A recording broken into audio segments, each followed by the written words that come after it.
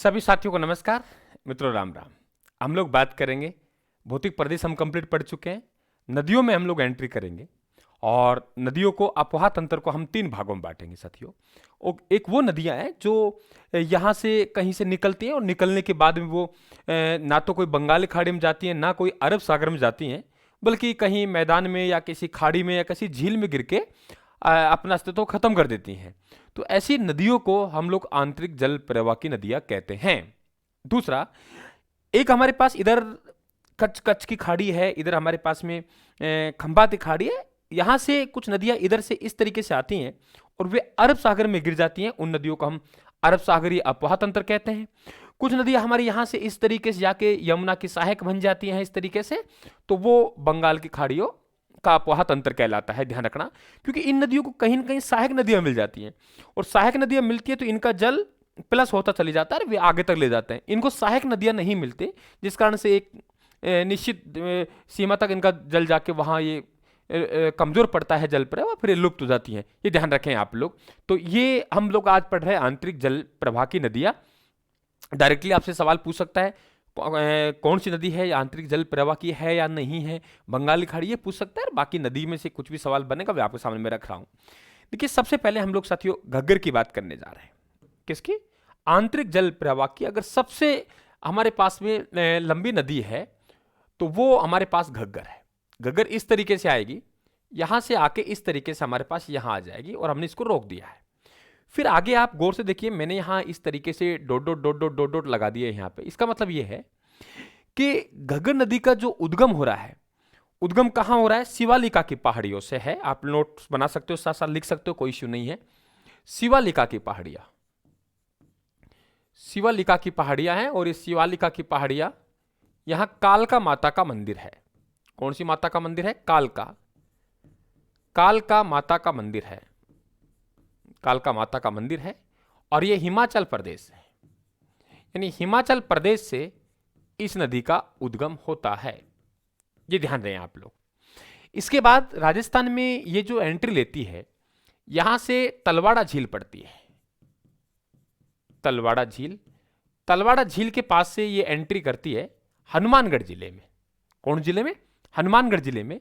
तो यहां पे ये जो जिला है, यहां पे ये हनुमानगढ़ जिला है। ये ध्यान रखें आप लोग, हनुमानगढ़ है और ऊपर तरफ श्री गंगानगर है। यहां गंगानगर आएगा और इधर बात करें हम लोग तो यहां पे आप लोगों को अनूपगढ़ है। माफी चाहूंगा, कौन सा है? अनूपगढ़ है। ये ध्यान रखें आप लोग, ये अनूपगढ़ है, अलग हो चुका है। श्री गंगानगर से अनूपगढ़ हो गया। तो राजस्थान में ये ध्यान रखें आप लोग, 3 जिलों में इसका अपवाह तंत्र है, हनुमानगढ़, श्री गंगानगर और अनूपगढ़। इसके बाद अगर इसमें अधिक पानी आएगा तो बिल्कुल ये पाकिस्तान में जाती है, अधिक पानी आने पर। और पाकिस्तान में एक जगह है फोर्ट अब्बास। कौन सी जगह? फोर्ट अब्बास जगह है और फोर्ट अब्बास तक ये अपना जल ले जाएगी। फोर्ट अब्बास में ये ध्यान रखें, इसे हकरा कहा जाता है, पाकिस्तान के हकरा कहा जाता है। राजस्थान में इस नदी का जो बहाव क्षेत्र है वो नाली कहलाता है। क्या कहलाता है? नाली कहलाता है। यानी राजस्थान में इसे नाली कहते हैं, राजस्थान में नाली कहते हैं। इसे नट नदी कहते हैं, इसे मृत नदी कहते हैं, क्योंकि पहले सरस्वती नदी बहा करती थी, अब नहीं बहती, तो इसको सरस्वती नदी कह दिया। इसको फिर दृश्यवती नदी कहते हैं, ये भी आप लोग ध्यान रखें, इसे दृश्यवती नदी भी कहा जाता है। सोतर नदी कहा जाता है इसे। कई जगह राजस्थान का शोक भी इस नदी को कहा जाता है। अब बात करते हैं सर, इस लंबी की नदी की जो लंबाई कितनी है। देखिए, लंबाई आंतरिक जल प्रवाह की नदियों की लंबाई वैसे तो नापी जाती नहीं है, लेकिन फिर भी अगर हम लोग इसको देखें तो 465 किलोमीटर इसकी लंबाई बताई जाती है। कितने? 465 किमी। 465 किमी इसकी लंबाई बताई जाती है और राजस्थान में ये 100 किलोमीटर है। आंतरिक जल प्रवाह की सबसे लंबी नदी है। ठीक है, ध्यान रखें आप लोग। दूसरी बात, ये राजस्थान की एकमात्र नदी है जो अपना जल उत्तर से दक्षिण तरफ ला रही है। आप कहीं भी नहीं देखेंगे, ये राजस्थान की एकमात्र नदी जो अपना जल उत्तर से दक्षिण तरफ ला रही है। ध्यान रखना आप लोग, कहां से चली है? देखिए, हिमाचल प्रदेश से चली। इसके बाद पंजाब, ये ध्यान रखें आप लोग, पूछ सकता है आपसे। पंजाब के बाद हरियाणा और हरियाणा के बाद राजस्थान, ये ध्यान रखें आप लोग। हरियाणा के बाद राजस्थान। ये देखिए आप लोग, राजस्थान, हरियाणा, पंजाब, हिमाचल प्रदेश, हिमाचल प्रदेश, पंजाब, हरियाणा, राजस्थान और फिर पाकिस्तान में जा रही है फोर्ट अब्बास। तो हम कह सकते हैं एक ये अंतर्राष्ट्रीय नदी भी है साथियों, ये ध्यान रखें आप लोग। ये इसे उपजाऊ क्षेत्र है और इस उपजाऊ क्षेत्र को हम लोग बग्गी बोलते हैं, ये भी ध्यान रखें आप लोग, इसके उपजाऊ क्षेत्र को बग्गी बोलते हैं। अगर इस नदी के किनारे हम लोग बड़े शहरों की बात करें तो हनुमानगढ़ है, ठीक है, जंक्शन भी है और टाउन भी है। और यहां देखेंगे तो आप लोग गंगानगर में सूरतगढ़ है, अनूपगढ़ है, ये तीन आप लोग ध्यान रखेंगे। अगर इधर हम लोग बात करते हैं यहां पे, तो देखिए शहर की बात करें तो इस नदी के किनारे जो शहर बसा हुआ है वो एक तो कौन सा हो गया भाई, आप लोगों के हनुमानगढ़ हो गया साहब, ये लीजिए, ठीक है भाई, हनुमानगढ़ हो गया। हनुमानगढ़ के बाद देखेंगे तो आप लोग सूरतगढ़ है, इसी नदी के किनारे स्थित है, ये भी आप लोग ध्यान रखेंगे। और सूरतगढ़ के बाद में एक हमारे पास और आ जाएगा, उसका हो जाएगा अनूपगढ़, ये अनूपगढ़ हो गया, ठीक है। अब बात करते हैं कि इस नदी के किनारे क्या क्या स्थल स्थित है, वो आप लोग बात करेंगे। तो देखो हरियाणा में एक ओटू झील है, ये ध्यान रखेंगे आप लोग। हरियाणा में कौन सी झील है, ओटू झील है। तो ओटू झील हरियाणा में इसी नदी के किनारे स्थित है। अगर आप लोग यहां हनुमानगढ़ की बात करेंगे तो देखिए भाई, हनुमानगढ़ में एक तो भद्रकाली का मंदिर है। हनुमानगढ़ में कौन सा है, भद्रकाली का मंदिर है, आपको मालूम है, भद्रकाली मंदिर है। आप यहीं देखेंगे तो यहां पे भटनेर का दुर्ग है, इसी नदी के किनारे है, घग्गर नदी के किनारे भटनेर दुर्ग है, ये आप लोग ध्यान रखेंगे। भद्रकाली का मंदिर हो गया, भटनेर दुर्ग हो गया। और यदि आप लोग बात करेंगे तो कालीबंगा सभ्यता हो गई, कालीबंगा एवं पीलीबंगा दोनों सभ्यता, कालीबंगा हो गई और ध्यान रखें आप लोग पीलीबंगा हो गई। तो कालीबंगा पीलीबंगा सभ्यता हो गई, ये आप लोग ध्यान रखेंगे। और यदि गंगानगर में जाएंगे आप लोग तो श्री गंगानगर में यहां रंगमहल सभ्यता है, रंगमहल सभ्यता जो कि गंगानगर में है। सभ्यता कहां है, गंगानगर में, ये आप लोगों को घग्गर में ध्यान रखना है। अंतर्राष्ट्रीय नदी है और उत्तर से लाने वाली जो जल हमारे लाने वाली, ये एक नदी ध्यान रखना आप लोग, उत्तर से लाने वाली। अब साथियों हम लोग बात कर रहे हैं इस इलाके में, देखिए यहां पे, यहां में हम लोग बात करें तो हमारे पास एक नदी है कांकनी नदी। कौन सी, कांकनी नदी। यहां देखिए आप लोग, एक कांकनी है, ये जरूर ध्यान रखना आप लोग, कांकनी नदी है और एक कांतली नदी है, दोनों में फर्क है। कांकनी नदी का जैसे हम लोग थोड़ा मैंने ऊपर लिख दिया, यहां इस तरह देखें हम लोग, तो इस नदी का उद्गम भी जैसलमेर से है, अंत भी जैसलमेर में है।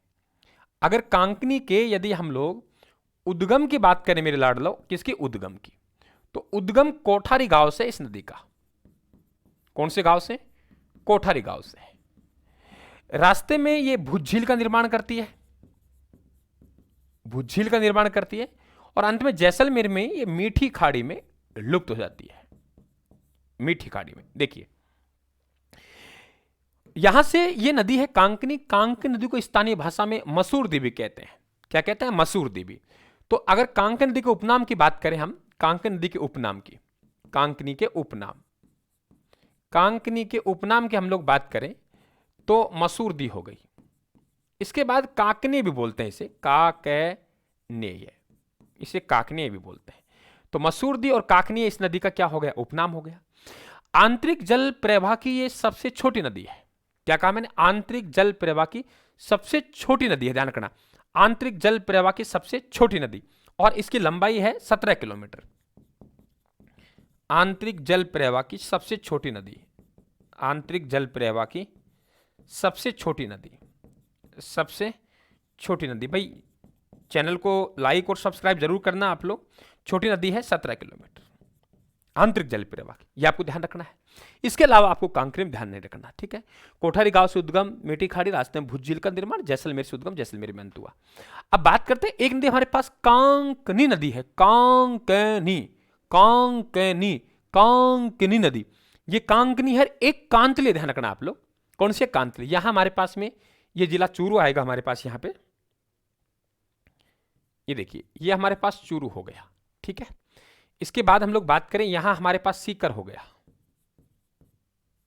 सीकर हो गया। इधर देखेंगे हम लोग, हमारे पास में यहां नीम का थाना हो जाएगा, है ना, नीम का थाना हो गया। और यहां हमारे पास झुंझुनू हो जाएगा, ठीक है।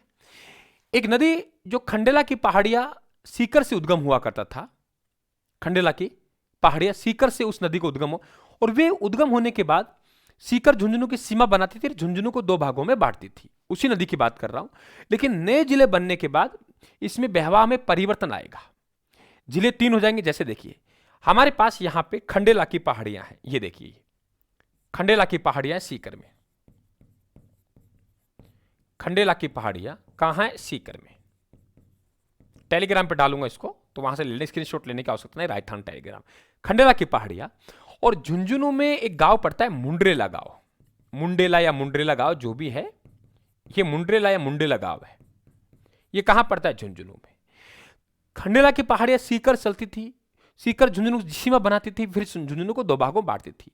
लेकिन अब ये नदी नीम का थाना में भी प्रवेश करेगी। ये ध्यान रखें आप लोग, कहां करेगी? नीम का थाना में। यहां से निकली और नीम के थाना में भी ये नदी प्रवेश करेगी। ये ध्यान रखें आप लोग,